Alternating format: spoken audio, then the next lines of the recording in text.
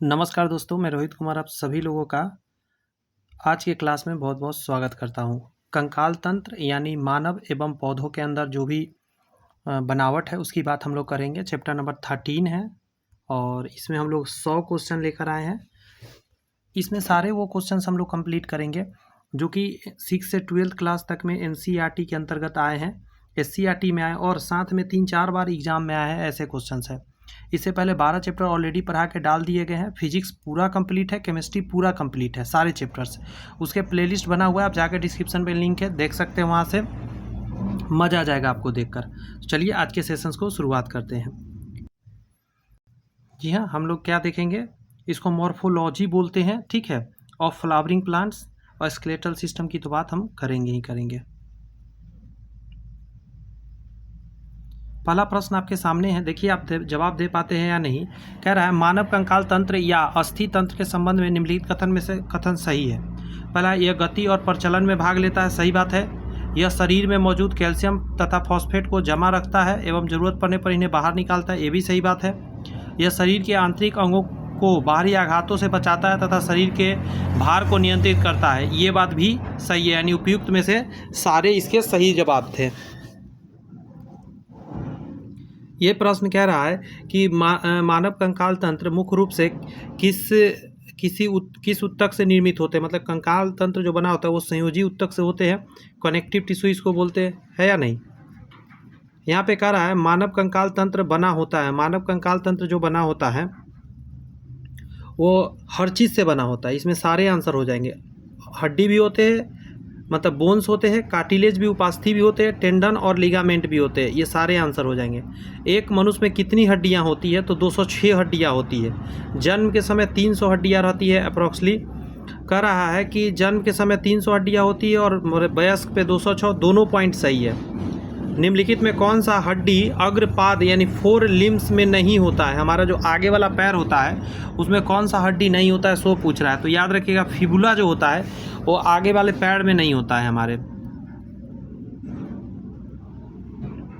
यहाँ पे क्वेश्चन को जवाब दीजिए, निम्नलिखित में से कौन सा कथन सत्य नहीं है। गड़बड़ आपसे पूछ रहा है। पहला, अस्थि तथा उपास्थि संयोजी ऊतक है, सही बात है, कनेक्टिव टिश्यू है। उपास्थि ऑस्टियोब्लास्ट तथा ऑस्टियोब्लास्ट तथा उपास्थि कॉन्ड्रियोब्लास्ट कोशिका से निर्मित होते हैं, 100%। ये दोनों पॉइंट अभी तक सही है। आय करा, अस्थियों के मध्य में एक गुहा होता है जो अस्थि मज्जा से भरी रहती है, ये बात है। जो खाली जगह होता है अस्थि मज्जा से भरा रहता है, ये भी बात सही है। जो मांसाहारी होंगे वो पटक पटक के निकाल कर खाते हैं उसके अंदर से, वही वाली। डी नंबर इसका मतलब गलत है। कह रहा है मैमोली, ये गलत है, छोड़ दीजिए, इतना पढ़ के क्या फ़ायदा।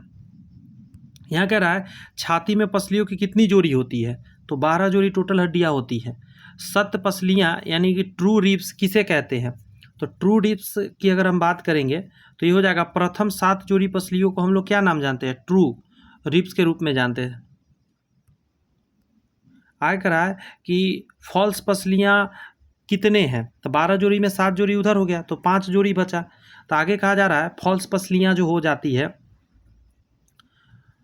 तो 8वां 9वां और 10वां को हम लोग फॉल्स पसलियाँ कहते हैं। आगे निम्नलिखित में कौन संरचना पसलियाँ खांचा यानी रिब केज बनाती है, तो रिब केज जो बनाती है वो क्या बनाती है, बक्षीय कशेरुक यानी थ्रोटियक वर्टिब्रा बना लेते हैं, वर्टिब्रा और पसलियाँ स्टर्डम, इनमें से सभी बनाती है, ध्यान रखिएगा। आगे क्वेश्चन है कि मानव खोपड़ी में कंकाल क्षेत्र यानी क्रूमियम रीजन में कितने हड्डियाँ पाई जाती है, तो 8 हड्डियाँ होती है खोपड़ी में, ध्यान रखने वाली बात है। मानव खोपड़ी के आनत क्षेत्र यानी फेशियल रीजन, जो फेस हमारा आगे का है, उसमें कितनी जोड़ी हड्डियाँ होती है। ये बहुत फेमस क्वेश्चन है एग्जाम के लिए, ये बहुत बार आया हुआ है। तो 14 जोड़ी हड्डियाँ होती हैं। सॉरी, जोड़ी में मैं बोल दिया, 14 पीस होती है, जोड़ी में नहीं होती है। मैलियस इनकस तथा स्टेपिस हड्डियाँ होती है, तो ये मध्य कर्ण में होती है, कान में होती है, बीच में। आगे कह रहा है अंग्रेजी वर्णमाला के यू अक्षर के समान यानी हाइवाइड बोन कहाँ पाया जाता है, यू अक्षर का बोन कहाँ पे दिमाग में होगा, तो मुख गुहा में होता है, यू बनाता है यू अक्षर का। आगे है आपका दांतों के पास होता है जबड़ा, उसकी बात कर रहा है। मनुष्य के सिर यानी स्कूल में कुल कितनी हड्डियाँ मौजूद होती है, तो टोटल मिला के यदि बात करिएगा सर में तो 29 हड्डियाँ होती हैं। खोपड़ी में जैसे कि आपने देखा कितना 8, फेस में देखा 14, उसी तरीका का और भी है। करा है मनुष्य के मेरुदंड में कितनी अस्थियाँ होती है। मेरुदंड मतलब पीछे का रीढ़ का हड्डी की बात कर रहा है, तो उसमें 26 हड्डियाँ होती है मेरुदंड में। आगे है कि मेरुदंड में पाई जाने वाली अस्थियाँ को क्या नाम से हम लोग जानते हैं, उसको बोलते हैं हम लोग कशेरुक यानी वर्टिब्रा बोलते हैं, वर्टिब्रा। आगे कह रहे निम्नलिखित में से कौन सा युग्म सुमेलित नहीं है, गर्बर आपसे पूछ रहा है। तो देखिए सर्विकल वर्टिब्रा 7 होता है, ये तो सही है। थ्रोटिक वर्टिब्रा में 12 होता है, ये भी सही है। लंबर वर्टिब्रा में 5 होता है, ये भी सही बात है। लेकिन स्क्रेटम जो दिया गया है इसमें एक ही होता है, याद रखिएगा, एक होता है मात्र।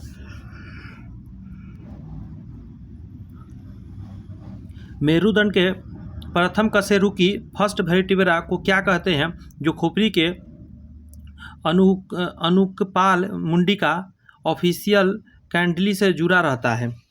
तो आंसर इसका हो जाएगा एटलस बोलते हैं इसको। निम्नलिखित कथन पर विचार करिए। मानव की सबसे बड़ी हड्डी या फीमर है जो जांघ में होता है, ये सही बात है। मानव की सबसे छोटी हड्डी स्टेपी से जो कान में पाई जाती है, मध्य कर्ण में, ये भी सही है। अगला क्वेश्चन में है कि लिखते समय कुल कितनी हड्डियां काम आती है, तो आई थिंक 8 हड्डियां काम आती है।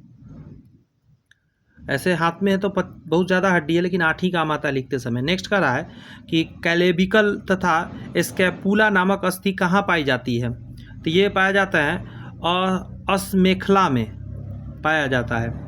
आगे है कि एक सामान्य मनुष्य के सबसे बड़ी हड्डी फीमर लंबाई कितनी होती है। फीमर की लंबाई की बात करें तो 48 सेंटीमीटर होता है पैर की। टिबिया तथा फेबुला अस्थि कहाँ पाई जाती है, ये स्टार मार लीजिए, बहुत इंपॉर्टेंट क्वेश्चन है ये। तो पैर में, लेकिन पश्चपाद में पाया जाता है, ध्यान रखिए, पीछे वाली पैर में। आगे कहता है जन्म के समय मानव के किस भाग की हड्डियाँ पूर्ण विकसित होती है। पूर्ण विकसित हड्डियाँ एक ही होती है, वो कान में जो है वो होती है टोटल विकसित हड्डियाँ। आगे कह रहा है निम्नलिखित में कौन बाह्य कंकाल का हिस्सा है, बाहरी कंकाल का हिस्सा पूछ रहा है। तो आंसर दीजिएगा, मानव का बाल तथा नाखून भी है, पक्षियों के पर एवं नाखून भी है, मत्स्य तथा सरीसृप का सल्क भी है, ये सारे हो जाएगा बाहरी कंकाल का हिस्सा है। अच्छा, फैलेंजेज अस्थियाँ पाई जाती है, तो ये जो पाया जाता है हाथ तथा पैर दोनों की उंगलियों में पाया जाता है, जिसको फैलेंजेज अस्थियाँ हड्डियाँ बोलते हैं।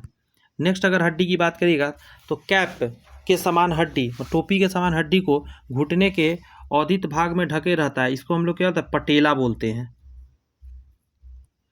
ह्यूमरस अस्थि कहाँ पाई जाती है, तो क्या आंसर दीजिएगा, ऊपरी बाह में, बाहें लिखा गया है, बाह लिखना पड़ेगा, बाजू कह दीजिए, ऊपरी बाजू में।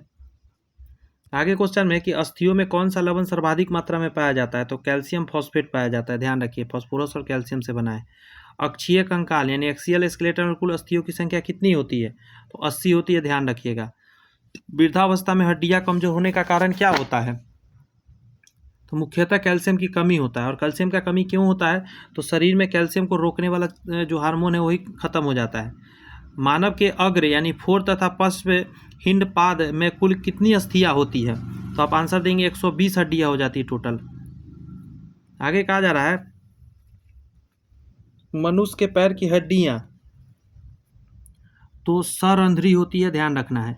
मानव के उपांगीय कंकाल अपेंडिकुलर स्केलेटन में कुल कितनी अस्थियां होती है, 36 का जवाब दीजिए, 126 हड्डियां टोटल होती है।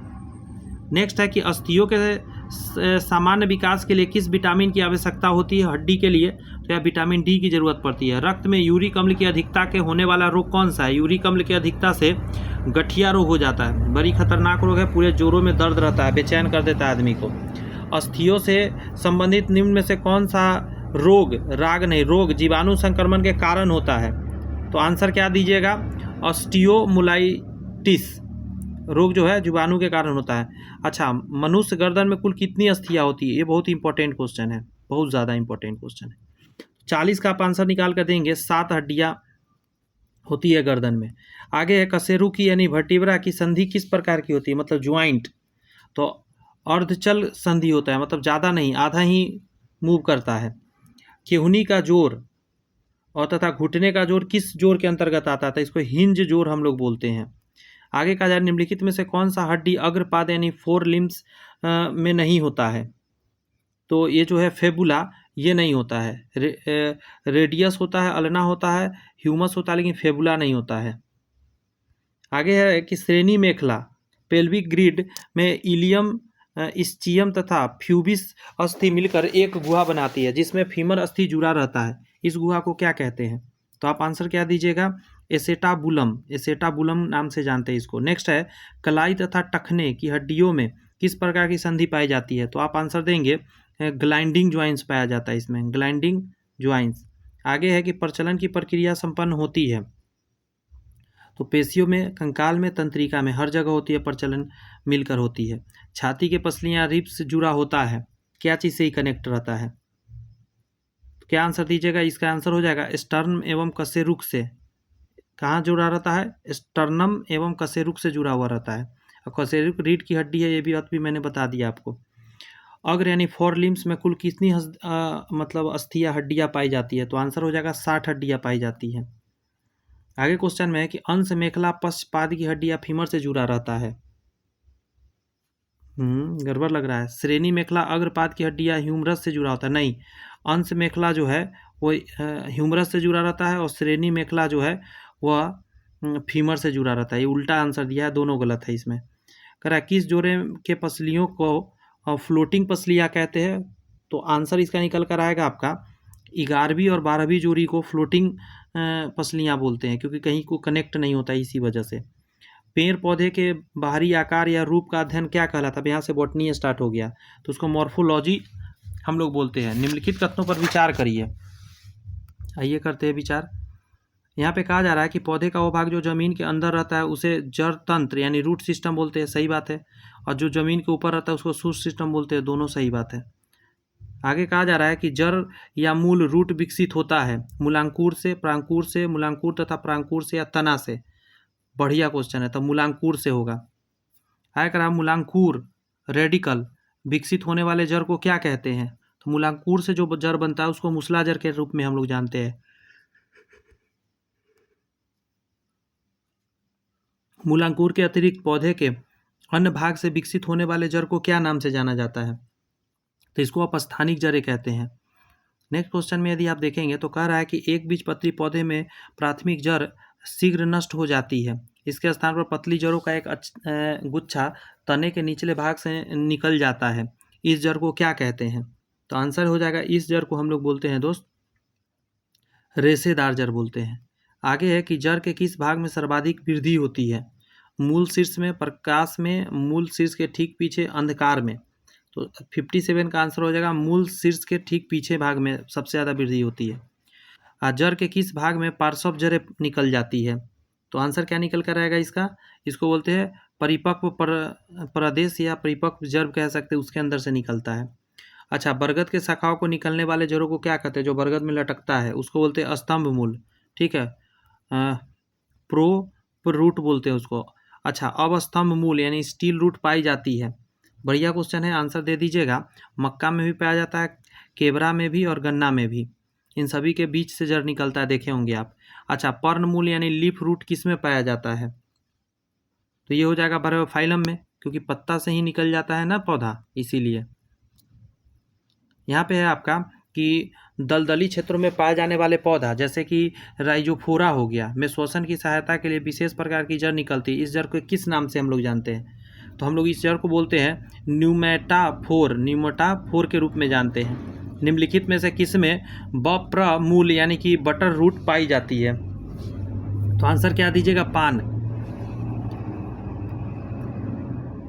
आगे है कि न्यूमेटाफोर यानी श्वसन मूल प्रायः पाया जाता है, तो जो पौधा जो होता है ना मैंग्रोव का पौधा, उसमें पाया जाता है। नेक्स्ट है कि ऊपरी रोही मूल पाई जाती है, ऊपरी रोही मूल जो है ये पाया जाता है ऑर्किड के पौधा में पाया जाता है, ध्यान रखिएगा।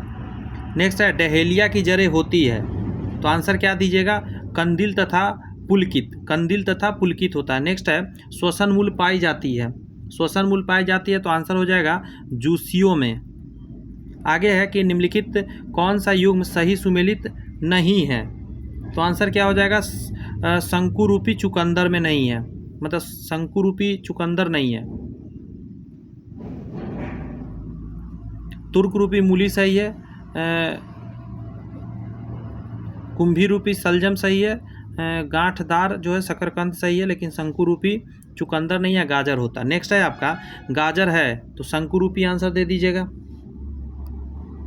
आगे है जड़ रूट का कार्य क्या है? रूट का कार्य आप जानते हैं क्या? तो आपको एक बड़ा आसान है, भूमि में जल खनिज लवण का अवशोषण, पौधे को भूमि पर स्थिर रखना, भोजन स्टार्च को संचित रखना, ये सारे जड़ का काम है। आगे है निम्नलिखित में कौन सा एक जड़ नहीं है? गाजर, आलू। आलू जड़ नहीं आता है, आलू जड़ के अंदर नहीं आता है, तना में आता है। पर्व यानी नोड और इंटरनोड पाए जाते हैं तो तना में पाए जाते हैं। तने का विकास होता है बीज के मूलांकुर से यानी कि रेडिकल सिस्टम से, बीज के प्रांकुर यानी पल्मोनर सिस्टम से, मूलांकुर तथा प्रांकुर से या शाखाओं से। तो अगर बात करिएगा ना 73 का, तो इसका बी आंसर दे दिया। बीज के प्रांकुर से जो है वो बनता है तना का विकास होता है, मूलांकुर से जड़ बनता है। मूल मतलब जड़ होता है, ध्यान रखिए। प्रांकुर मतलब ऊपर निकलने वाला। भूमिगत तने के संबंध में निम्नलिखित में कौन सा कथन सही नहीं है भूमिगत तना के बारे में? तो आंसर हो जाएगा यह तना हमेशा मोटे तथा गुद्देदार होते हैं, ये सही बात है। इसमें पर्व तथा पर्वबिंद नहीं पाए जाते, गलत बात है। उसमें भी होता है, नोड इंटरनोड होगा। तना का मेन गुण यही है। इन तनों में वर्धिजन की क्षमता होती है, ये भी सही बात है। यह भोज पदार्थ को संचित रखते हैं, ये भी सही बात है। निम्नलिखित में कौन सा एक तना है? मूली, गाजर, आलू। आलू एक तना है। निम्नलिखित में कौन सा एक तना नहीं है? तो गाजर तना नहीं है। आलू, अदरक और जमीकंद ये सभी क्या है? तना है, लेकिन गाजर एक जड़ के रूप है, मूसला जड़ है। आलू भूमिगत रूपांतरित तना है जिसे कहा जाता है तो प्रकंद बोलते हैं इसको। आलू को किस नाम से जानते हैं हम लोग? तो एक मिनट, नहीं, प्रकंद आलू नहीं है, कंद है। आलू को ट्यूब बोलते हैं, ठीक है। आगे कहता है जब तना बहुत छोटा हो जाता है और पत्तियां मांसल होकर भूमि में रहती है, उसे क्या कहते हैं? पत्तियां मांसल होकर भूमि में रहती है, इसको हम लोग किस रूप में जानते हैं? तो 78 का कहिएगा बल्ब के रूप में हम लोग जानते हैं। और जैसे कि क्या चीज़ होता है बल्ब, आप जानते हैं, ऐसा नहीं कि आप नहीं जानते हैं। प्याज। नेक्स्ट है निम्नलिखित में कौन सा युग्म सही सुमेलित नहीं है? आलू कंद है, तो सही बात है। प्याज बल्ब है, सही बात है। अदरक प्रकंद है, ओल प्रकंद है,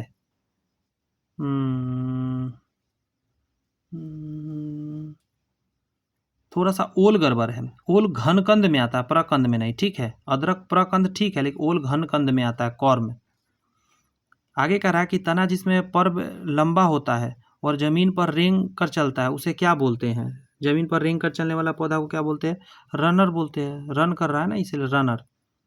आगे है कि बेल तथा नींबू में पाए जाने वाले कांटे क्या है? रूपांतरित जड़ है, रूपांतरित पत्ती है, रूपांतरित तना है, इनमें से कोई नहीं है। तो तना का ही रूपांतरण है वो, समझे? अच्छा, मेरुद्भिद पौधे के तने हरे, चपटे एवं गोल आकृति के रूपांतरित होकर पत्तियों को प्रकाश संश्लेषण करते हैं, ऐसे तने को क्या कहा जाता है? इसको बोलते हैं प्रणाम स्तंभ यानी फाइलोक्लाइड। नेक्स्ट है कैक्टस यानी नागफनी में सूल का रूपांतरण है, तो सूल क्या है? जो कांटा होता है वो पत्ती है, ठीक है। पत्ती इसका रूप धारण कर लेता है। किसका बात है? कैक्टस में सूल।